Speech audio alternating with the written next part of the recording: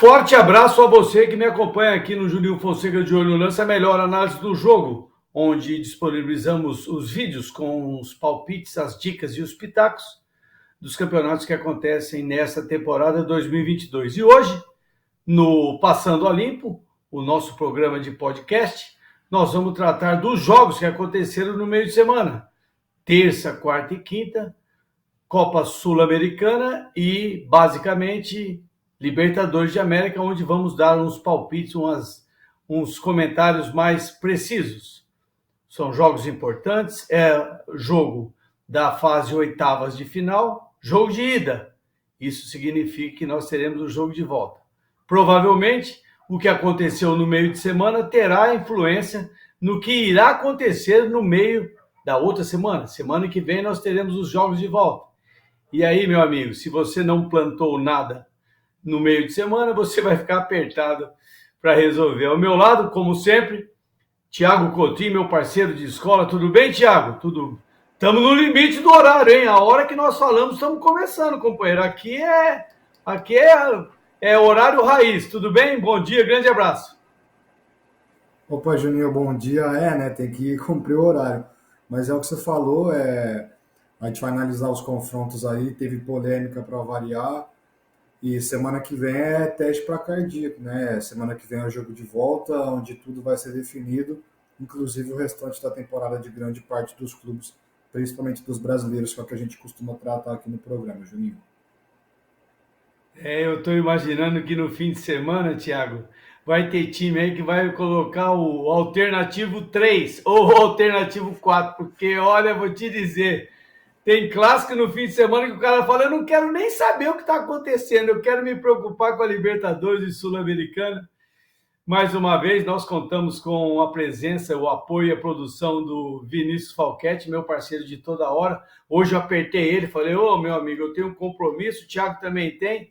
Então nós estamos preparando esse programa justamente para que você possa conosco curtir tudo aquilo que nós desenvolvemos aqui no nosso trabalho, aqui no YouTube, no Facebook, e eu tenho meus pitacos no TikTok também. Então, vamos nessa, pessoal. Vamos falar primeiro e um pouquinho mais rápido da Copa Sul-Americana, que inclusive com alguns resultados interessantes, para bem e para mal, né? Vamos ver, o Vinícius vai trazer os resultados, a arte dos resultados. A gente faz uma tomada geral. Olha aí, Thiago, olha, eu estou vendo que, assim, en passant, nós tivemos resultados médios, né? 2 vitórias, 2 empates e 2 derrotas, né? Vamos nessa? Na terça-feira, Thiago, Colo-Colo 2, Internacional 0. No meu entendimento, um resultado ruim, colocaria ruim claramente para o Internacional, é isso? Um resultado que leva o jogo de volta aberto, né? Apesar da dificuldade de se reverter um 2-0 contra um time cascudo. Né? Não é um placar onde você vai entrar em campo já praticamente eliminado, mas onde você vai ter que dar uma volta por cima muito grande, onde vencendo por 2 gols de diferença você leva para os pênaltis, né? Então, para classificar direto tem que vencer por 3 gols, é muito difícil reverter o placar assim contra um time que está longe de ser bobo, que é o Colo-Colo. Foi um jogo onde as ideias do Inter não se encaixaram. O Inter é um time que costuma sofrer muito pouco defensivamente, é um time que bateu um pouco cabeça nessa tecla, né? Teve algumas falhas ali de posicionamento, de individuais, e não conseguiu criar muitas oportunidades, então o resultado foi um pouco o que foi o jogo, se pegar também o oportunismo do time do Colo-Colo. Então o resultado não dá para dizer que foi injusto pela atuação do Colorado, mas é um placar que dá ao Inter a possibilidade sim de se classificar, ainda apesar da complicação, Júnior. Mas eu fiquei muitíssimo preocupado. Teve um momento durante o jogo que eu estava assistindo um outro jogo, né? O Internacional fez um gol, foi 2-1. Falei, puxa vida, que legal. Mas a hora que veio o resultado final, eu também me preocupei. O Edenilson, com certeza, tem que treinar muito pênalti, porque ele vai ser um cobrador, e o Internacional. Tudo vai valer, Thiago, na minha opinião, amigos do Tá Na Hora do Esporte, do Passando a Limpo, é a hora que o Internacional vai fazer o primeiro gol. Tudo isso aí vai pesar muito, de preferência no primeiro tempo, para criar um ambiente ruim para o Colo-Colo. O Colo-Colo começa o jogo com tranquilidade. Eu diria que o Ceará conseguiu um ótimo resultado, Thiago, porque nunca foi nem será fácil vencer a altitude e vencer o The Strongest. 2-1 para o Ceará. Como foi isso? Ainda mais de virada, né? Porque você sai perdendo, o time fica mais confortável ainda, né, dentro de campo. Enquanto o Ceará começa a pensar, será que a gente tenta reagir? Será que a gente tenta segurar esse resultado que é reversível? Né? Porque tem um desgaste que acaba influenciando não só no próximo jogo, mas nos próximos jogos, né? Esse destaque, essa ausência, né, da presença do time lá acaba fazendo que tem uma influência muito grande a altitude. Então, acaba pesando nos próximos confrontos também. Então, o Ceará consegue um empate, que já seria um bom resultado, e aí consegue virar o jogo também, fazendo com que vá para um Castelão que provavelmente vai estar cheio, assim como foi ontem no jogo do Fortaleza. E aí fica muito difícil para o The Strongest, porque aí é outro time, né? Parece que fora de casa, sem a altitude, é outra equipe, não é um time de muita qualidade, então fora da altitude fica um time mais frágil ainda e vai fazer com que o Ceará vai propor o jogo, né? Mesmo com a vantagem. Então fica a classificação, eu vou dizer, até encaminhada pelo desnível dos dois times. Resultado importantíssimo para o Vozão, Juninho. Sem dúvida. O Ursino fez 1-0, 4 minutos do primeiro tempo. Eric empatou aos 30 e Zé Roberto 47 do segundo tempo. Meu amigo, que resultado bacana que o esporte, olha só, o Ceará conquistou. Resultado maravilhoso, muito legal. Que mais que nós tivemos? Olha aqui, ó. Santos 1, Deportivo Táchira 1. O que você achou disso, Thiago? É um resultado que acaba sendo positivo para o Santos, né? Que também enfrenta uma equipe frágil tecnicamente, mas que tem os seus valores quando joga em casa. E é um Santos que acaba sendo um empate positivo, porque o Santos completamente desfalcado, né? Por diversos motivos, suspensão, lesão, e vai fazer com que o jogo de volta que é na Vila Belmiro, a gente sabe a força do Santos, sabe a proposta do Santos, a ideia que o Santos tem quando joga em casa, faça com que o Santos seja favorito, porque depende só de si, jogando em casa com a Vila cheia também, a proximidade da arquibancada perto do campo favorece o time do Santos nesses jogos onde o Santos precisa sair, precisa do resultado. Então, é um resultado muito interessante para o Santos, eu diria, que vira favorito, né, para o confronto de volta, Juninho. Sem dúvida. Zanocelo fez contra 29 do primeiro tempo e Brian Angulo, é assim que fala, né? 40 do segundo tempo. Isso. Olha, os brasileiros fazendo gol no fim do jogo. Eu acho muito interessante também. Ontem, resultado estranho, hein? Para mim, totalmente estranho esse Olímpia 2, Atlético Goianiense 0. Será que só foi para mim que foi estranho, Thiago? É um resultado onde a gente disse que o mais importante para o Atlético seria se manter vivo, né, para o confronto de volta. A gente tinha comentado sobre isso, por ser uma equipe que não está habituada a esse tipo de jogo, a esse tipo de situação, diferentemente da equipe paraguaia. E aí o Olímpia aproveita essa imaturidade da equipe do Atlético nesse tipo de confronto e consegue vencer por 2-0, uma vantagem confortável, é assim como a do Internacional, é uma vantagem confortável, porém a equipe do Atlético não tem a mesma força que a do Inter, né?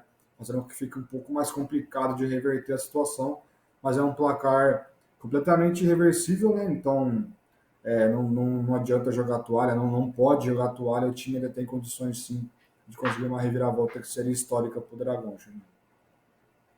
É completamente irreversível a partir do momento que fizer 1-0, né? Que não dá para fazer 2-0 ao mesmo tempo. Rapaz, tem dia que esse primeiro gol não sai nunca, você está lutando. Deixa eu ver quais foram os horários. O Atlético sofreu. Derlis Gonzalez, é aquele cara que jogou aqui no Brasil? Que fez um a Jogou no zero? Santos. Oh, Isso. rapaz, você está esperto. E Alejandro Silva, aos 10 do segundo tempo, foram os gols do Olímpia 2, Atlético Goianiense 0. Para finalizar, ontem um ótimo resultado do São Paulo. Eu vou conferir aqui quem foram que fizeram os gols, mas o que você me disse, Thiago? Você teve tempo depois da prova de ontem? Você teve tempo de ver alguma coisa desse jogo? O São Paulo foi um jogo onde o São Paulo sabia a importância da vitória até pela sua força no Morumbi, então era importante você já vir com um resultado favorável, ainda vindo com 2 gols de vantagem, acaba sendo mais positivo ainda. Foi um jogo de belos gols, né, de São Paulo, tivemos golaço do Luciano, golaço do Caleri, mas acabou ficando marcado pela arbitragem, né? Mais uma vez, 3 expulsões, polêmicas, né? Eu vi hoje mais cedo que o São Paulo vai enviar uma reclamação formal para a Conmebol, relatando os acontecimentos do jogo. Mas falando do jogo em si, é um jogo onde o São Paulo conseguiu administrar em alguns momentos, sofreu em outros, né? Então é um resultado muito difícil de ser revertido, até por ser no Morumbi, que vai ter casa cheia também. Então o São Paulo tem que aproveitar essa vantagem e jogar com tranquilidade para aumentar ela o quanto antes, né? Porque o São Paulo abrindo o placar, e aí a Universidade Católica vai praticamente jogar a toalha. E aí aquele jogo onde o São Paulo mesmo tendo o domínio do jogo, o controle da posse de bola, acaba se poupando, né? Então, resultado muito interessante para o tricolor paulista, Júnior. E com 3 expulsões aqui do São Paulo, é isso, Igor Vinícius, Rodrigo Nestor e Caleri. Opa! Ô, Thiago, esse cara aí, o tal do argentino não vai jogar? Não sei não, fiquei preocupado, hein, cara? Ele é um cara, é o homem-gol, né, do time do São Paulo. Se o São Paulo estivesse precisando do resultado, seria uma preocupação maior, né?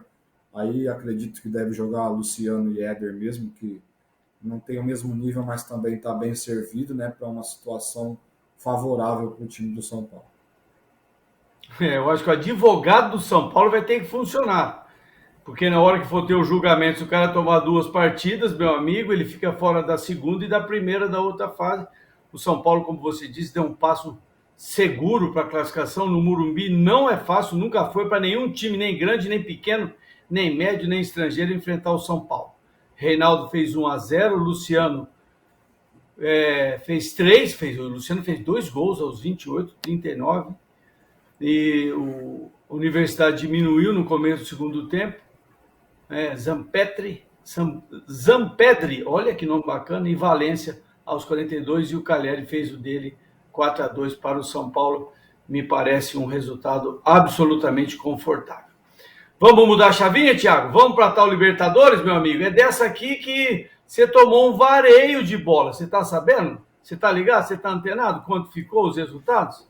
Ó, só de ano passando ali assim, ó. Deixa eu ver nas minhas contas. Meu amigo, eu acertei 5 resultados.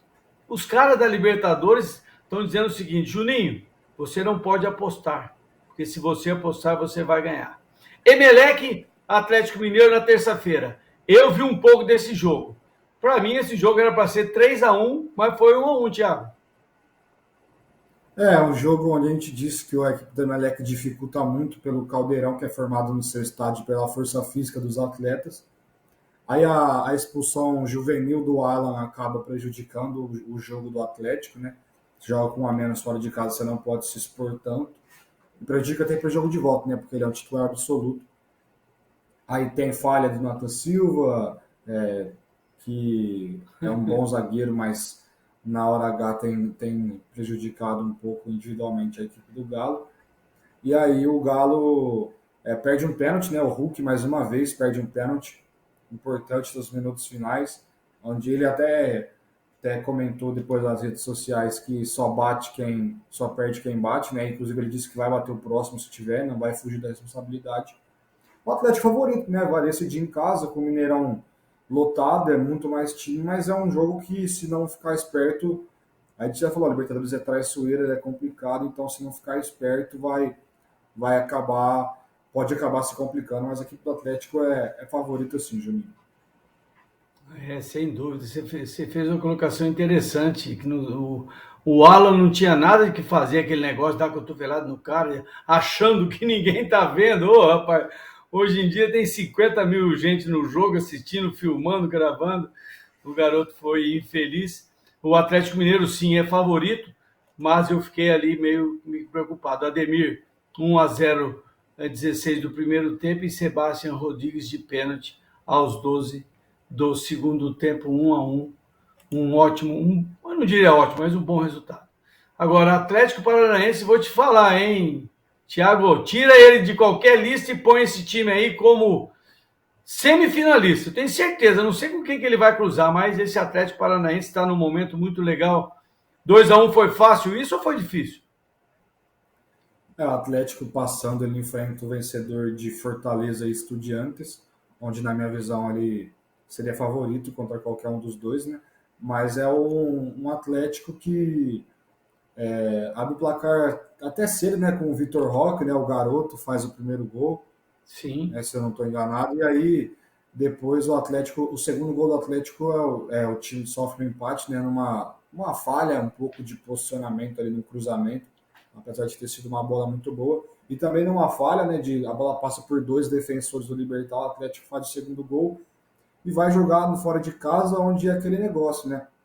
Vai ter aquela pressão inicial do Libertad, aquele caldeirão formado, e o Atlético suportando essa pressão tem tudo para administrar o jogo quando tem a bola, e tem qualidade suficiente e experiência do lado de fora, né, vindo do banco, para matar o jogo e se classificar a qualquer momento, Júnior. Eu tenho um pouquinho de preocupação com o sistema defensivo do Atlético, viu, Thiago? Porque apesar da presença do Filipão e um dos auxiliares do Filipão ser um jogador de defesa, né? Ou por si só o Atlético parece não ficar incomodado em tomar gol. Numa Libertadores isso é sempre preocupante, adiar muito para tomar esse gol do Libertad, porque vai tomar uma pressão lá no Paraguai com certeza. O outro jogo que nós temos é o tal Corinthians. Ah, rapaz, você pode falar à vontade do Corinthians, você tem 1h30 para falar 2 minutos do Corinthians. Foi um jogo onde a gente esperava talvez uma pressão inicial maior, né, do Corinthians por jogar em casa, mas acho que até pela postura do Boca isso não aconteceu, né? O Boca tentou adiantar um pouco as linhas.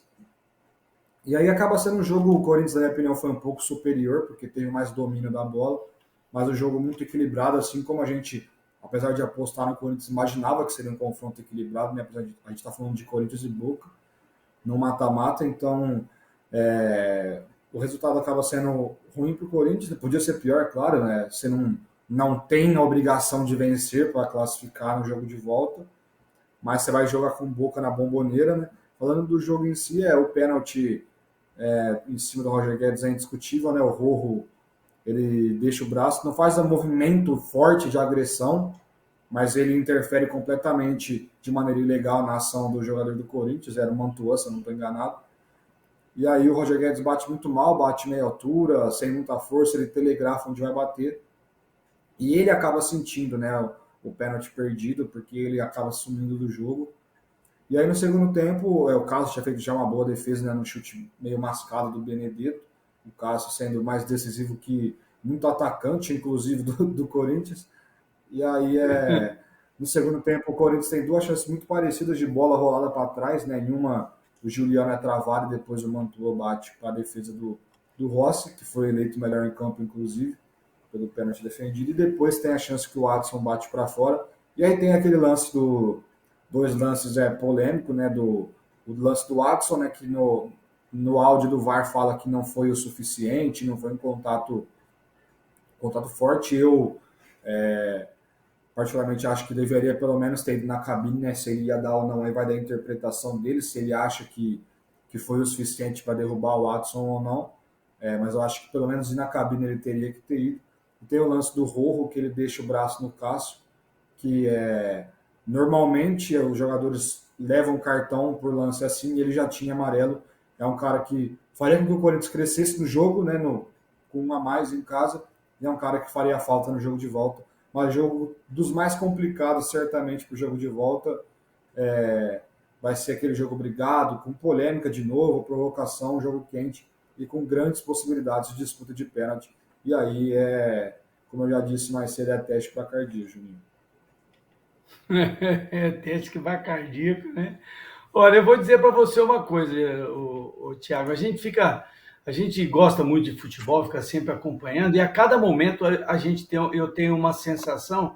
Eu vou dizer para você o seguinte, cara. Eu dei uma olhada aqui agora na escalação do Corinthians, desse jogo que você comentou muito bem. Cássio, Fagner, depois Bruno Mendes, João Vitor, Raul Gustavo, Lucas Piton, Rony, Juliano, Adson, depois João Pedro, Gustavo Mantuan, Roger Guedes, depois Júnior Moraes e o William, depois Fábio Santos. Thiago, eu vou dizer para você uma coisa. Se o Boca tivesse que ganhar do Corinthians, tinha que ter ganho na última partida. Porque o próximo jogo, o Corinthians com um jogador maduro que podem voltar, se o Fagner puder participar, se o William puder participar, o Duqueiroz e o Cantígio, vai ser mais E tem o difícil para o Renato, Boca. né? Isso, o Renato Augusto também. Então, 5 atletas que podem fazer uma diferença a favor do Corinthians. Eu tinha esquecido disso, mas agora que eu vi a escalação, mantenho minha opinião.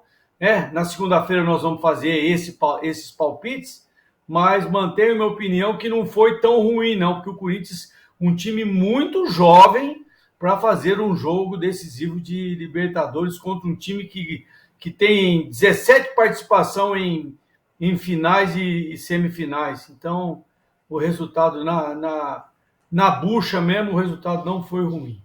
Agora, resultado bom é o tal de Palmeiras, né, Thiago? Aquilo que nós falamos outro dia, tudo que o Palmeiras fizer ganhando, ele vai bater recorde. É o Rony que vai bater o Zico, bater o Pelé, vai bater não sei o que lá, e nego vai falar quem é melhor, quem é pior, mas o Palmeiras está caminhando para outra coisa histórica, viu, Thiago? O favorito vence, convence, né? Apesar de não ter feito um jogo brilhante, né? Não estava se encontrando muito no jogo até o gol. Acaba conseguindo o primeiro gol numa bola muito bem cruzada pelo Scarpa. O Rony, sempre bem posicionado, faz o gol. E aí o segundo gol já um belo gol, né? Uma tabela, passe de primeira, toco. Aquele famoso toco me voa, e o Palmeiras envolvendo a defesa do Cerro e faz o segundo gol. Vencer já seria tranquilo, né? Agora, esse dá para cravar que está classificado, né? Não tem a menor chance de reação do Cerro. E aí o Murilo, que é um zagueiro artilheiro, né? Faz o terceiro gol. E é o que eu falei, não tem possibilidade nenhuma. Se o Palmeiras jogasse com o sub-15, o Palmeiras não só ia classificar, como iria vencer também. Esse, na minha opinião, é o único jogo que já temos um time nas quartas de final. E aí, Emelec ou o Atlético Mineiro já sabe que vão enfrentar o pior time possível nas quartas de final. Mas, meu amigo, se esse time aí faz 1-0 e faz 2-0, não sei em que momento dá aquela coisa. Eu lembro um ano que o São Paulo foi campeão da Libertadores, primeiro jogo ele ganhou de 5-0. Foi fazer o segundo jogo fora de casa, 10 minutos, 2-0 para outro time, o nego falou, pelo amor de Deus. Não, sem dúvida, você fez um comentário preciso, o Palmeiras tem que fazer um esforço danado para não classificar para as quartas. E o Palmeiras, se passar, pega o Atlético Mineiro, Thiago, essa é a conta? Atlético Mineiro ou Emelec. Rapaz, os caras vão assistir o jogo lá no Mineirão, vai estar cheio de negro do Palmeiras lá assistindo esse Atlético. Ver o jogo do Tolima, que o Tolima ganhou do Atlético, enfim. Você comentou muito bem, Cerro pouco produziu, Palmeiras muito, muito, muito no segundo tempo. Depois de ter feito o primeiro gol, o Palmeiras desencarrilhou ali uma perspectiva, apesar do Bandeirinha ter quase tirado o Scarpa do jogo. Virou o meme do ano, o cara vai bater escanteio fechado, tá escapando do atacante, coisa de louco esse futebol sul-americano.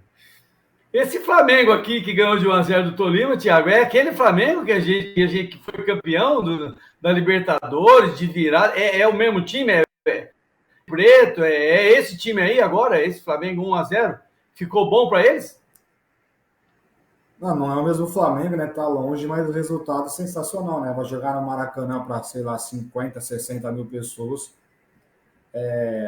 Mas eu não vou falar que é improvável uma reação no Tolima, é difícil, mas é um time que quem acompanha o jogo viu que é longe de ser bobo, muito, muito longe, tem peças boas ali do meio para frente. Acho que é Lucumi o nome de um garoto lá que é o que tem um cabelo enroladinho, meio loirinho, que é muito bom jogador, muito forte no 1 contra 1. Então é um jogo onde o Flamengo é favorito, consegue um grande resultado, né? Um belo gol do Andrés na sua despedida, mas é aquele jogo, típico jogo que você não pode pensar, ganhamos fora, agora é só controlar a situação do jogo, porque você está enfrentando um time bem complicado de se enfrentar, Juninho. Parece que não foi nem o Dorival que ficou no banco, né? Foi o filho dele, o Lucas. Sim. Uma ajeitada aqui, né? Olha, eu tô vendo. Santos, o goleiro, que era do Atlético, Rodney, o lateral, depois Mateuzinho, Davi Luiz, Léo Pereira, tem uma mudança substancial aí, Felipe Luiz de volta, depois Lázaro. Diego, é o Diego Ribas, aqui de Ribeirão Preto, depois Ayrton Lucas, que é o lateral esquerdo, Thiago Maia, Andrés Pereira na despedida, se ofereceu muito boa informação para o nosso telenauta aqui, Everton Ribeiro, depois Marinho, Arrascaeta e Gabriel, depois Pedro. Parece que o Flamengo encontrou uma escalação muito legal, viu, Thiago? Estou gostando, rapaz, eu não tinha lido a escalação inteira, apesar da saída do Andrés, mas eu acho que o Flamengo no fim de semana ele não deve utilizar também todas as peças, porque, meu amigo, vou te falar, hein? Espera, respira, porque isso aí não é um tal de Libertadores. Esse 1-1 aqui, Thiago, do Fortaleza, você teve tempo de chegar em casa e ver alguma coisa desse jogo, 1-1? Me parece bom. Para mim, ficou bom. Assisti o jogo inteiro. Foi um jogo que demorou para engrenar, né? Os dois times, o Estudiantes deixou claro que o empate era um bom resultado. E Fortaleza, por não estar acostumado, habituado a esse tipo de jogo também, ficou um pouco cauteloso. Né? O gramado prejudica um pouco, apesar de ter melhorado em relação a um tempo atrás. Mas é um jogo onde Fortaleza abre o placar, né, com o gol do Silvio Romero, e não muito tempo depois o Estudiantes empata com, me fugiu o nome do atleta agora, mas ele tinha acabado de entrar, né, e empatou o jogo, e é aquele negócio, se você não perde, você tá vivo, independente se você jogar contra o melhor time, você é o pior, se vai ser dentro ou fora de casa, se você não perde, você tá vivo. É um jogo, o Fortaleza já fez história nesse grupo, já fez história, depois de perder os 2 primeiros jogos, fase de grupo e conseguir se classificar fora de casa, né, na última rodada, contra um Colo-Colo que venceu o Inter, por exemplo, lá por 2-0. Então é um jogo onde vai ser muito complicado, porque a gente tem um Estudiantes que ainda não perdeu em casa na Libertadores, que a gente deve ter uma mudança de formação, né? O Estudiantes, o treinador, ele tirou um dos atacantes do começo do jogo para reforçar a parte defensiva, que foi justamente quem entrou para fazer o gol. E é um cara que faz uma bela dupla com o Bozelli, né? O Bozelli é aquele ex-Corinthians mesmo. Então é um jogo complicado. Eu acho que o Estudiantes é um pouco favorito por jogar em casa, mas uma classificação completamente palpável do Fortaleza e que seria histórica, né? Não só para o Fortaleza, mas para o futebol nordestino e brasileiro também. O Leão não precisa se classificar, Juninho. Mas eu fui dar uma olhada nesse time aqui, esse tal Estudiantes, meu amigo. Só perdeu um jogo. Rapaz, classificou terceira ou quarta melhor campanha, viu? É isso. E perdeu acho que para um time argentino, inclusive. 6 vitórias, 6 jogos, 4 vitórias. Rapaz, não sei não, hein?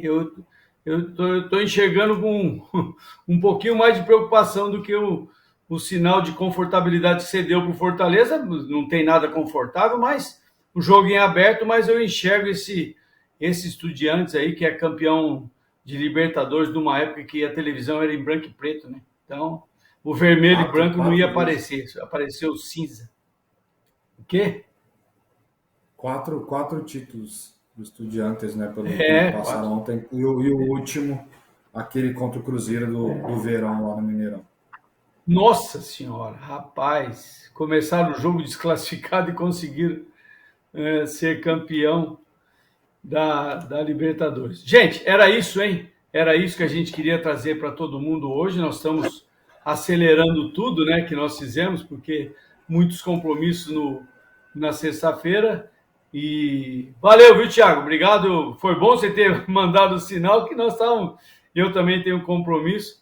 Valeu, Thiago. Grande abraço, bom fim de semana, hein?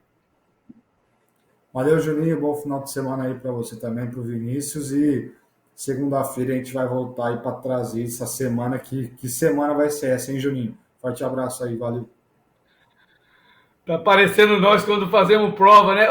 Só comunicar para você, meu amigo Thiago Cotrim, que 9,5 não é para qualquer aluno, não. Tá? 9,5. Tem a vírgula entre o 9 e o 5, tá? 9,5. Muito obrigado, parabéns pelos seus comentários, são muito precisos, muito eficientes. Gente, era isso que nós queríamos trazer para você hoje, assim, bem rapidamente, cheio de compromissos e tal, mas nós trouxemos tudo que podíamos a respeito da Copa Sul-Americana, a presença dos clubes brasileiros. Na Sul-Americana tivemos derrotas, não é? E vitórias também, mas parece que os brasileiros têm muito o que fazer. Esse fim de semana, um campeonato brasileiro esvaziado, porque todo mundo vai tirar jogador. E também falamos um pouco mais aberto da Copa Libertadores de América, que é uma Copa das mais interessantes, né, da história do futebol mundial, onde o Palmeiras está caminhando para uma coisa absolutamente estranha, um time chegar 3 vezes em final de Libertadores. Eu vou falar para vocês, é muitíssimo interessante. Então é isso, gente. Hoje é dia 1º. Opa, acabou o mês. Se eu estou devendo, não paguei, hein, gente? É 1º de julho. Eu quero agradecer mais uma vez a todos vocês que nos acompanham, ao Thiago, mais uma vez, brilhante nos seus comentários, e o Vinícius Falquete, meu parceiro, para toda hora, todo o trabalho, toda a mão. Muito obrigado a vocês. Tenham um ótimo fim de semana. Curta com a família. Família é muito bom, é muito legal, é muito confortável. Um grande abraço. Segunda-feira a gente volta para falar um pouquinho do que aconteceu no Brasileiro e do que acontecerá na Libertadores de América. Eu estou ganhando do Thiago, por enquanto, de 5-3. Vamos ver o que vai virar. Um grande abraço, muito obrigado, até mais. Tchau.